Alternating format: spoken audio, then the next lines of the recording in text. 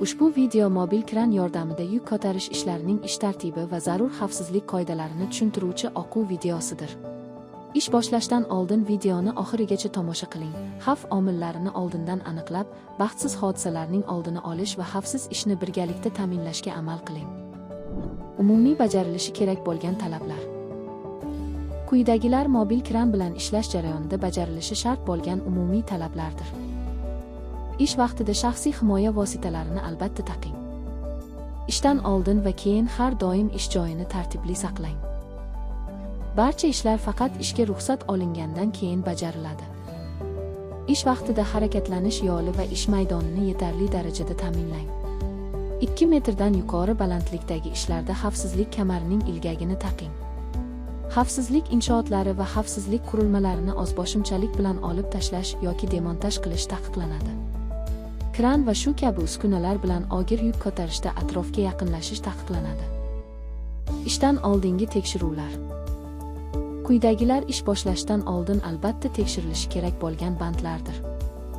Shaxsiy himoya vositalarining taqilgan holatini tekshiring. Himoya kaskasi, xavfsizlik poyabzali, xavfsizlik kamari, oyoq qoplamasi, xavfsizlik jileti va qisilib qolishdan saqlovchi qo'lqoplarni taqing. Sling va link kluch holatini tekshiring. Shuningdek, xavfsizlik bloki, sim arqonning tashqi holati va ilgak qulfi qurilmasining ishlash holatini ko'zdan kechiring. Ko'chma xavfsizlik zinapoyasi yoki narvonning ag'darilishdan saqlovchi qurilmasi holatini tekshiring. Transport vositasi to'xtagandan so'ng dvigatel holati va stopperlar o'rnatilganini tekshiring. Endi mobil kran yordamida yuk ko'tarish ishlarining tartibini tushuntirib beramiz. Mobil kran bilan yuk ko'tarish ish tartibi. Transport vositasi ustida ishlashda har bir ish boshlanishidan oldin ish oldi xavfsizlik yigilishi o'tkaziladi. Transport vositasi signal beruvchi yo'riqnomasiga binoan belgilangan joyda to'xtatilib, dvigatel o'chiriladi. Ishchi dvigatel ochganini tekshirib, gildirak to'xtatgichni o'rnatadi. Ishchi radiozatgich orqali kran operatori bilan aloqa qilib, yuk ustiga slingni tushiradi. Ishchi yuk ustiga tayanchli outriggerli narvonni o'rnatadi. Ishchi yerda turib, slingga o'rnatilgan xavfsizlik blokiga o'zining xavfsizlik ilgagini ulaydi. Xavfsizlik ilgagini ulagan ishchilar 2 kishilik guruh bo'lib, narvon orqali yuk ustiga chiqadi. Yuk ustiga chiqqan ishchilar ulash moslamalarini narvondan uzoq joydan boshlab o'rnatadi. Agar xavfsizlik ilgagi ulanmasa, slingga ilinib, jiddiy baxtsiz hodisa yuz berishi mumkin. Barcha ankerlar o'rnatilgach, ishchilar 2 kishilik guruhda orqaga qarab yurib, narvon orqali yerga tushadi. Yerga tushgach, ishchi xavfsizlik ilgagini yechadi yoki ajratadi. Barcha ishlar tugagach, narvon xavfsiz joyga ko'chiriladi. Shundan so'ng yuk transport vositasiga ko'chiriladi.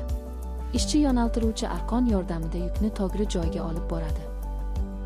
Yuk ko'tarish vaqtida tushib ketish xavfini oldini olish uchun oldindan transport vositasi ustiga chiqish taqiqlanadi.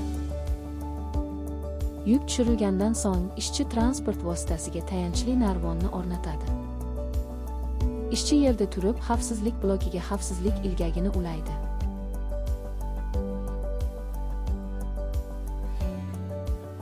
Ishchilar 2 kishilik guruhda narvon orqali transport vositasi ustiga chiqadi. Agar yuk balandligi beldan yuqori bo'lsa, qo'shimcha narvon o'rnatilib, 2 kishilik guruhda ishlanadi.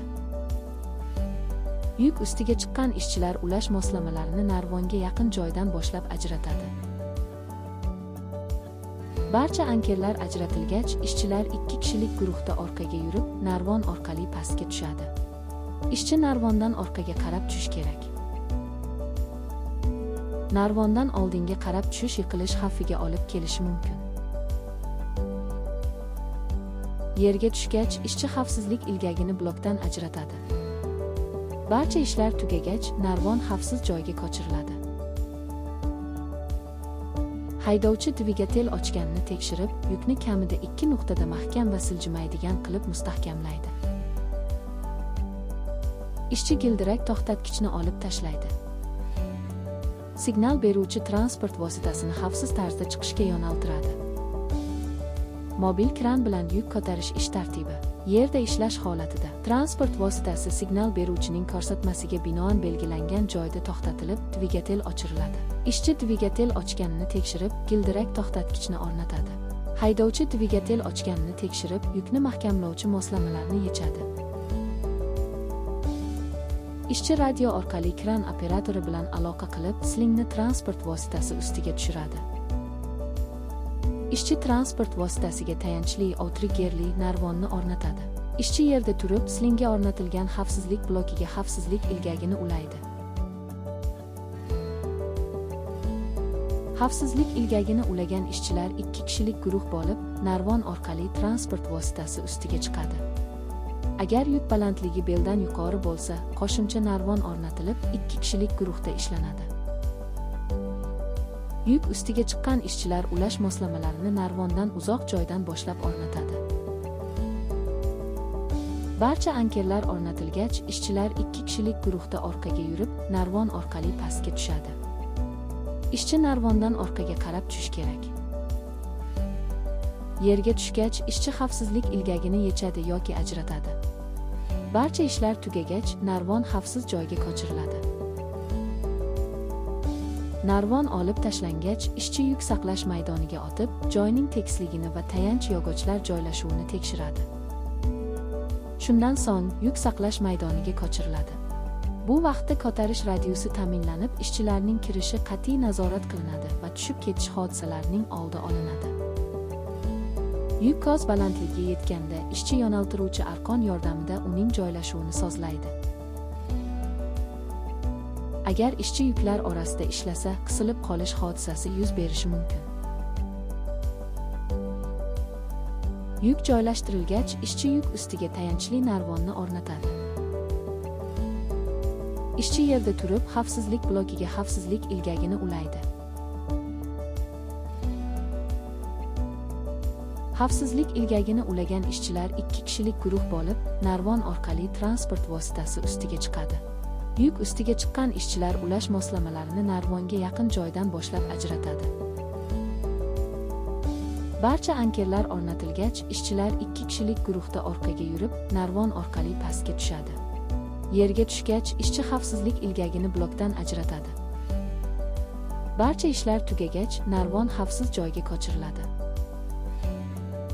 Ishchi gildirak to'xtatgichni olib tashlaydi. Signal beruvchi transport vositasini xavfsiz tarzda chiqishga yo'naltiradi. Kichik e'tiborsizlik katta baxtsiz hodisaga olib kelishi mumkin. Bugun ham xavfsizlik qoidalariga rioya qilib, xavfsiz ishlashni ta'minlaylik.